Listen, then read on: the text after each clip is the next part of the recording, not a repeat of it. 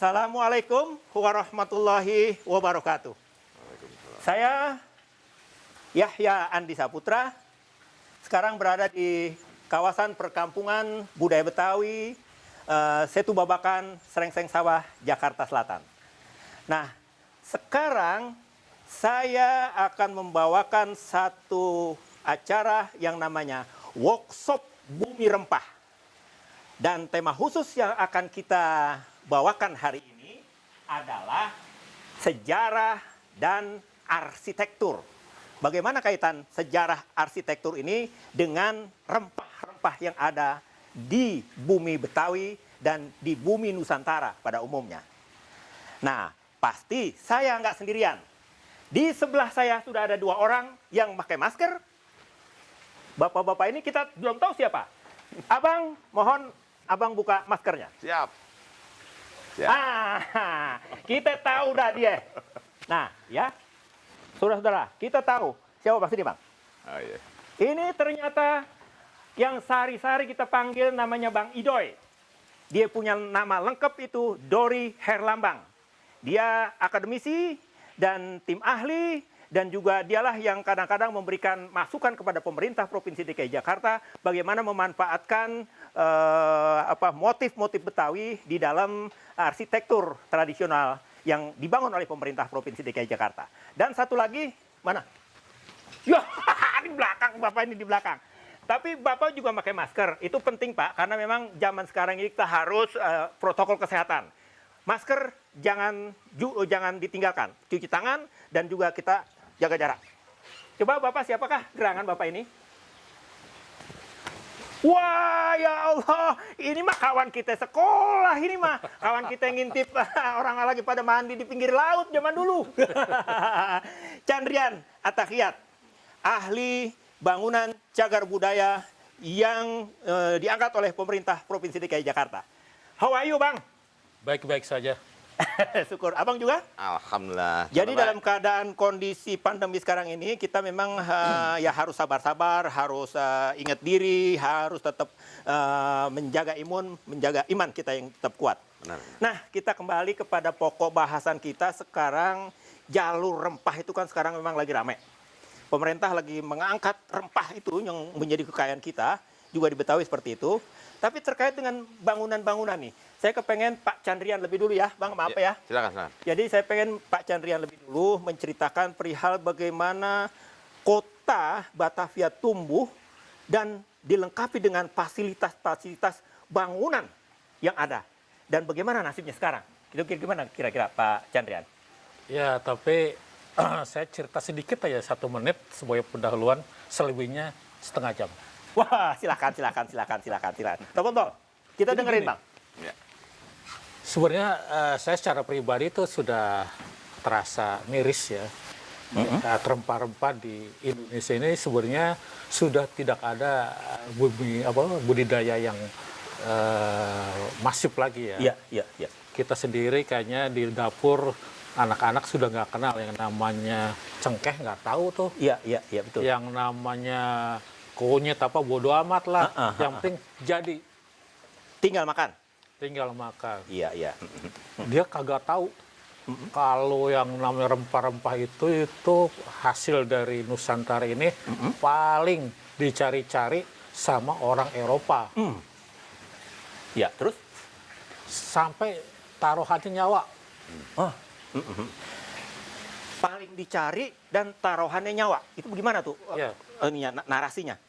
Jadi dicari lokasi itu saling merahasiakan. Si Portugis nyari, gua rahasiain nih jalurnya. Akhirnya Belanda ketemu juga jalurnya. Wah, dia hajar lagi semuanya sampai ke Badaneira. Ya di sana banyak sekali cengkeh. Banyak sekali apa tuh yang di dalam ini tuh ya. Kayu manis dan lain-lain. Tetapi beberapa tahun terakhir ini saya ke sana sedikit sekali. Bahkan juga kita perlu dorongan ya agar mereka juga tetap membudayakan semua itu dan menjadikan sebuah penghasilan ekonomi yang paling tinggi juga. Iya. Tapi apa daya? Iya. Tinggal kenangan. Iya. Nah, kalau kita mengenang rempah di Jakarta itu kita harus mengenang apa tuh? Bangunannya kah? Jalanannya kah? Atau apanya ya? Kalau menurut Pak Chan sebagai ahli bangunan cagar budaya. Ya, bangunan nanti bareng Bang Idoy nih, lanjutin nih. Jadi Bang Idoy, uang dari rempah-rempah itu separoh buat bangun Amsterdam. Terusnya seperenamnya lagi buat kota-kota kecilnya di Hoorn, Enkhuizen dan lain-lain. Dan sisanya baru buat ngebangun Batavia. Terutama bangunan-bangunan itu adalah bangunan khusus buat orang-orang Belanda. Ya, jadi misalnya dia jalan, misalnya dia apa tuh gedung pemerintahan, itu dari hasil itu. Tapi itu seberapa persennya? Selebihnya itu raib ke negara Amsterdam. Jadi ya, Pak Idoy, dari cerita ini berarti memang kekayaan rempah yang ada di kita diperas sedemikian rupa untuk memperkaya negerinya. Kita tinggal sisa-sisanya doang, bukan begitu, Pak Chan? Ya pasti begitu. Begitu ya? Dan namanya juga dijajah.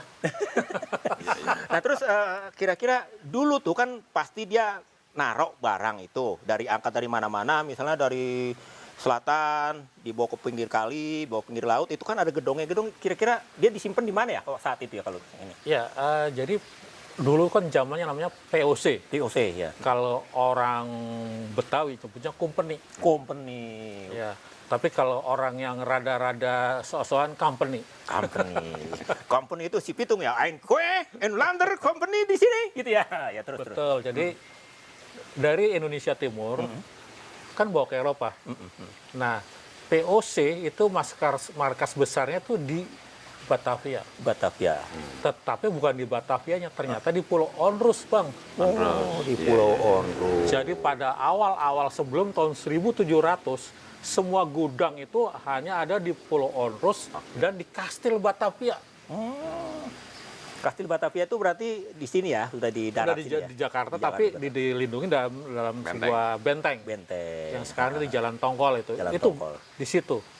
Oh, iya. Dan baru yang namanya itu kan primadona. Ya. Jadi harus dilindungi mati-matian. Ini nyawa.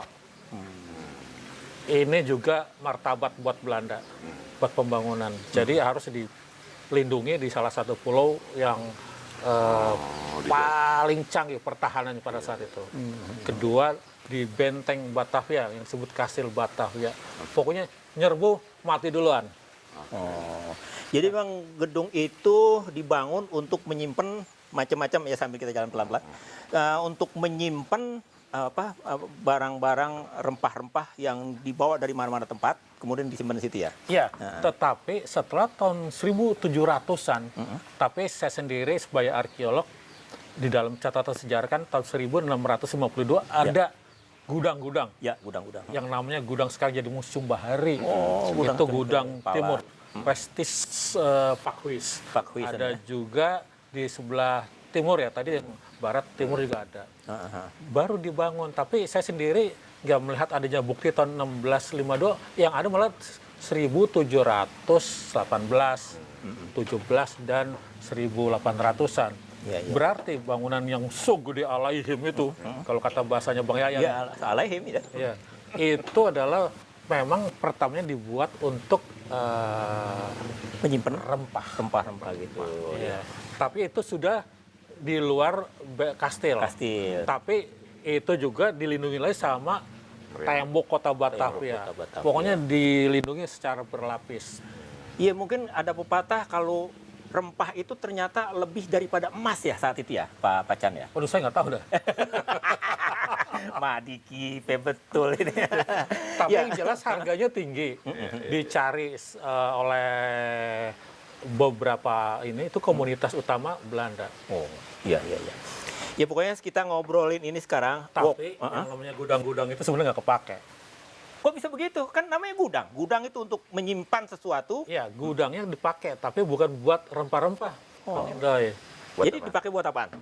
buat gudang komoditas yang lainnya. Oh. Soalnya rempah-rempah itu sudah nggak booming lagi. Oh, kala itu. Setelah VOC bubar, itu juga rempah-rempah redup dah tuh. Iya.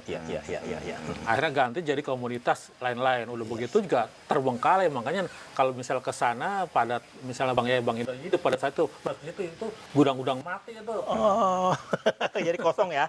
Jadi Kosong. dibangun, ketika itu dibangun jadi, itu rempah sudah tidak booming lagi ternyata pada saat itu ya. Enggak, masih booming. Tetapi ketika Belanda jatuh ke tangan Perancis, Oh, disikat sama Perancis semua.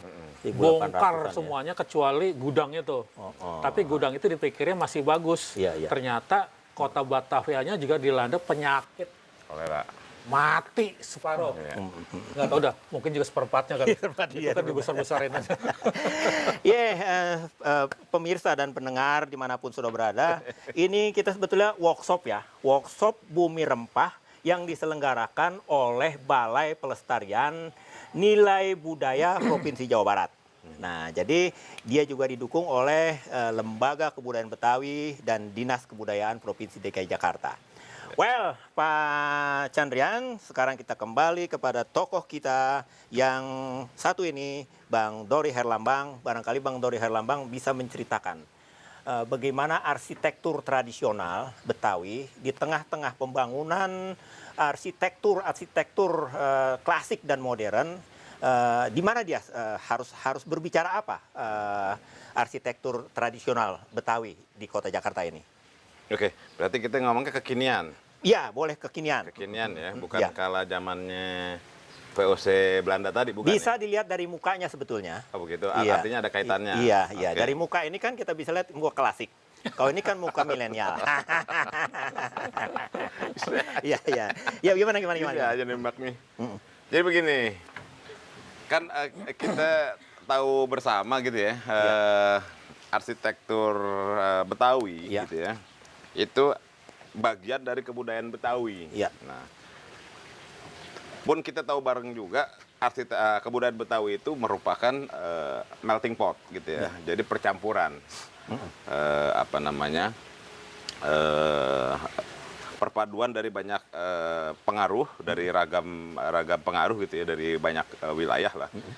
Selain roots-nya adalah memang Melayu gitu ya di Iya. Jakarta itu Iya. sendiri. Nah, sama arsitekturnya juga begitu. Nah, salah satu yang mempengaruhi arsitektur Betawi adalah bangunan kolonial. Kolonial. Nah, kenapa Anda bilang begitu? Karena memang dibuktikan dari arsitektur bangunan-bangunan tradisional Betawi yang engkong atau leluhur kita bangun gitu ya, yang terus diturun-temurunin nama bapak kita terus ke kita sekarang, ada bagian-bagian yang mengadopsi arsitektur atau ornamen dari bangunan kolonial. Kolonial, gitu ya. Contohnya gitu ya. Mungkin Anda belum ngejelasin soal arsitektur Betawinya, Iya, tapi iya. langsung saja Anda coba menyambung gitu ya, menyambungkan dengan yang tadi Pak Chan sampaikan. Iya. Bangunan kolonial itu pertama identik dengan model tropis. Oh. Karena jajahan Belanda memang rata-rata di daerah Asia Tenggara. Asia Tenggara. Asia dan Asia Tenggara, Iya, gitu. iya. Artinya daerah tropis gitu Iya. ya, daerah tropis. Sehingga rata-rata dari bangunan kolonial adalah atap pelana. Ya, atap jatuh. Iya.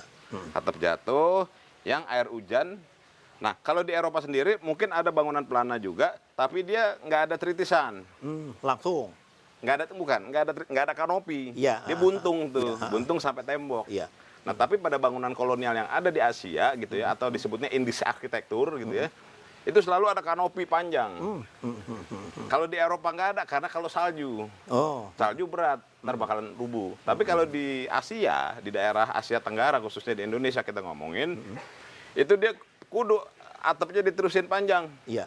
Tritisan, Iya. kanopi, atau overstack. Iya. Itu guna mencegah matahari yang langsung kena tembok atau kena jendela, gitu Iya. ya. Atau air hujan yang tampias. Beres. Ntar, dalam Nah, istilah kita tuh, kita kadang-kadang nyebutnya juga tuh yang tadi itu serondoyan. Serondoyan. Ya. Atap lebih, iya, atap iya. lebih turun begitu ya. Iya. Nah, itu satu contohnya bangunan kolonial gitu ya. Selalu kanopis karena memang ada overstack yang panjang. Iya.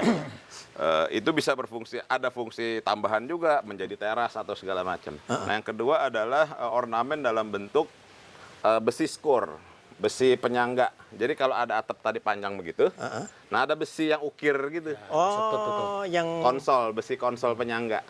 jadi kayak apa sih? Di sini kagak ada ya.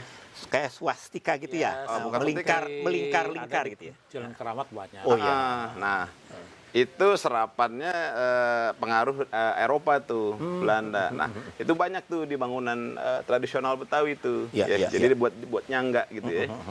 Model skur begitu. Iya. Terus kemudian ada lagi pengaruh Eropa itu kolom, tiang kolom, kakinya. Nah, kakinya itu ada ukiran klasik tuh. Garis gitu ya. Terus ada profilan kotak gitu, profilannya gitu ya. Nah, kayak profilan gini nih, terus digaris. Nah, Jadi kalau kita lihat contohnya ini ya. ya, Jadi di sini profilan. ada profil di sini. Ini kan profil nih juga nih. Ini kan profilannya nih. Iya. Nah, di sininya kalau yang mengadopsi pengaruh Eropa, dia kayak garis kayak Sulur. Kayak kolom bangunan klasik, garis-garis sulur gitu. Kalau ini kan dia mengadopsinya dari pagar langkan nih. Oh, langkan motif ya. ini nih, gitu. Nah, itu kurang lebihnya ya, beberapa hal yang tadi. Nah, Tapi ngomong-ngomong, Ya. di Betawi ini ada pergola nggak? pergola yang Kayak begini lah, guys. Oh, begini. Hampir tidak ada fungsi pergola pada tradisionalisme Betawi ya. Kenapa? Karena kita nggak anti sama air hujan. Nggak, satu-satu. Pergola yang dimaksud untuk ini ya, yang Iya, maksud buat pacarnya untuk shading gitu. akses kan, Iya. untuk jalan kaki begini. Iya. Nah, hampir tidak ada dari arsitektur Betawi, gitu ya.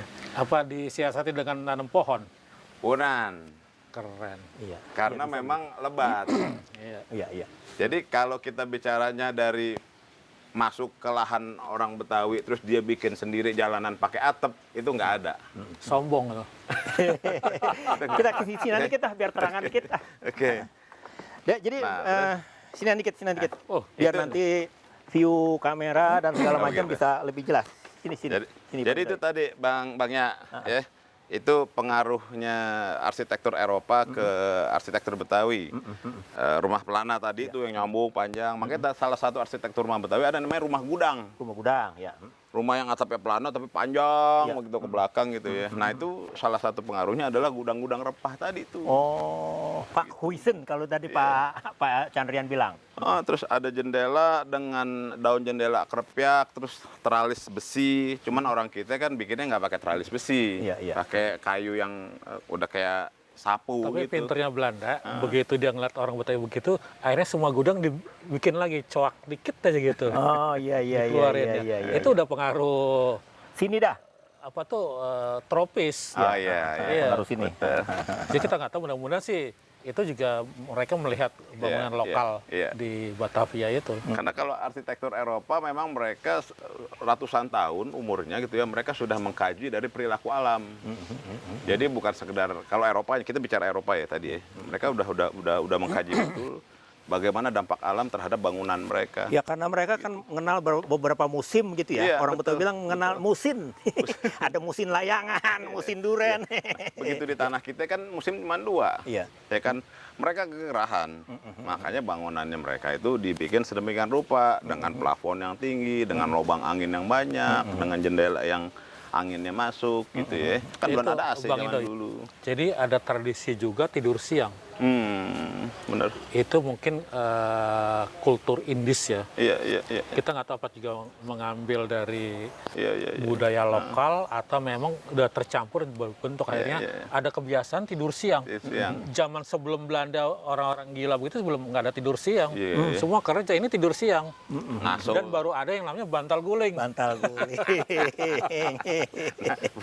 Jadi begitu Bang ya. Yes, Kaitannya thank dengan you. arsitektur Thank Betawi you yang Bang tadi. Idoy dan Gedung repah tadi. ini kan Jakarta nih sekarang ya, Pak Chan dan Bang Idoy. Itu kan memang berkembang sedemikian rupa menjadi kota megapolitan, menjadi kota metropolitan yang bangunan-bangunannya itu entah dari mana munculnya ide itu, tapi begitulah kita bisa lihat bagaimana bangunan hotel, bangunan ini, bangunan ini, bangunan ini, bangunan ini. Sehingga, nah, kemudian bagaimana kita memposisikan arsitektural tradisional Betawi atau ragam hias lah dan segala macam, ornamen segala macam itu bagaimana tuh akhirnya? Ya.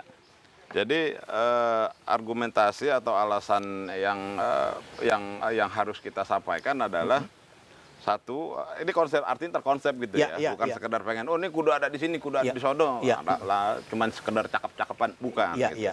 Dasar pemikirannya adalah bahwa nilai kearifan lokal di tiap wilayah Indonesia Nusantara itu harus dipertahankan. Itu dasarnya nilai kearifan lokal. Dipersempit lagi begitu kita ngomong DKI Jakarta itu mulai dari undang-undang, perda, pergub gitu ya, ingub itu ada semua terkait dengan mempertahankan kearifan lokal. Bentuknya macam-macam mulai dari pakaian, makanan, bahasa sampai ke bangunan, arsitektur dalam hal ini. Nah, begitu kita bicara konten lokal atau kearifan lokal, disitulah kemudian kota Jakarta yang biasanya diramein nama bangunan-bangunan milenial, arsitektur modern, yang notabene ya kapitalisme dah gitu ya. Kan orang pemodal semua tuh yang bikin modern segala macam. Nggak ada kultur lokal, nggak ada kearifan lokal yang hadir. Nah, disitulah kemudian kita butuh sentuhan kearifan lokal terkait dengan estetika kota yang ujungnya menjadi identitas. Nah, itu penting ya. Identitas kota Jakarta. Itu penting. Iya. Nih, kalau kenapa kita butuh identitas lokal? Lah kalau Jakarta mukanya kayak bangunan-bangunan modern tinggi, nggak ada bedanya sama Singapura, sama New York. Yang bedain sama Jakarta sama apa? Ya karena ada Betawinya. Itulah identitas kota Jakarta. Selain juga menimbulkan humanisme, kebudayaan, batik. Jadi begitu, bangunan harus kita ciptakan memiliki karakter lokal, dan di Jakarta ya karakter lokal Betawi, kira-kira gitu. Nah Pak Jan, kalau kita, ini kan pasti masih ada sisa-sisa ya, arsitektural Betawi, barangkali dalam hitungan Pak Chandrian itu masih ada nggak yang dijadikan sebagai bahan bangunan cagar budaya? Kita jangan melihat unsur keaslian ya. Karena keaslian itu sudah berubah Bang Indo. Tetapi kita adalah nilai. Ternyata masih banyak yang dipertahankan nilai-nilai tersebut pada rumah Betawi. Cuma memang sekarang sudah ada perubahan-perubahan cara berpikir karena masalah keamanan. Yang tadinya terbuka harus ditutup. Pagar tinggi-tinggi. Iya. Lantas nanti yang sifatnya nanti welcome, dia harus ini. Yang tadi sebelumnya tanpa pagar, setelah ada aturan BPN dipagar. Ini batas gua zaman dulu, ini batas gua tuh pohon sawo ya. Nah perubahan-perubahan itu nggak jadi masalah. Silahkan berubah, tetapi tetap ada unsur-unsur yang masih bisa pertahankan. Jadi pesan saya itu bukan berarti Jakarta yang modern ini ditua-tuain. Jangan. Nanti kayak model saya. Atau kayak Bang Yahya. Terus? Jadi yang tua juga jadi mudah-mudahin. Tetapi boleh tetap ada adaptive reuse. Ya, jadi di situ boleh ada infill. Masa rumah Betawi tidak ada AC-nya? Kasihan dong. Jadi Betawi ketinggalan zaman terus. AC boleh. Tapi jangan norak-norak banget gitu. Jadi adaptive reuse, istilah boleh dipakai. Lantas juga perubahan-perubahan yang sifatnya mengakomodir seperti kamar mandi. Zaman dulu kan di luar. Jauh, kita bawa obor. Sekarang kalau mau berak. rumah Betawi itu harus di dalam. Nah, itu harus ada kompromi. Nah, ini adalah tugasnya Bang Indo. Apa itu perlu dibiarkan atau penyesuaian bagaimana? Betul. Itu mudah-mudahan kita tetap ternyata Pak Chan ya, kita memang harus menyudahi pertemuan kita ini. Dan tentu saja Balai Pelestarian Nilai Budaya Provinsi Jawa Barat itu mengucapkan terima kasih kepada Bang Insinyur Dori Herlambang dan Pak Manda Chandrian Atahiat atas waktu dan temponya pada musim pandemi ini masih menyempatkan diri dan secara ikhlas kita ngobrol-ngobrol perihal workshop Bumi Rempah sejarah dan arsitektur Betawi. Demikian saya Yahya Andi Saputra mengucapkan terima kasih kepada saudara-saudara yang menyaksikan kegiatan ini, dan tentu saja mengucapkan terima kasih kepada dua narasumber yang terhormat dan mulia ini. Saya sudahi. Kupas kelapa jangan dibelah, kalau dibelah tumpah airnya. Kalau ada kata dan ucapan saya yang salah, mohon dimaafin dan dimaklumin saja. Wabillahi taufiq wal hidayah, walafu minkum, wassalamualaikum warahmatullahi wabarakatuh. Waalaikumsalam warahmatullahi wabarakatuh.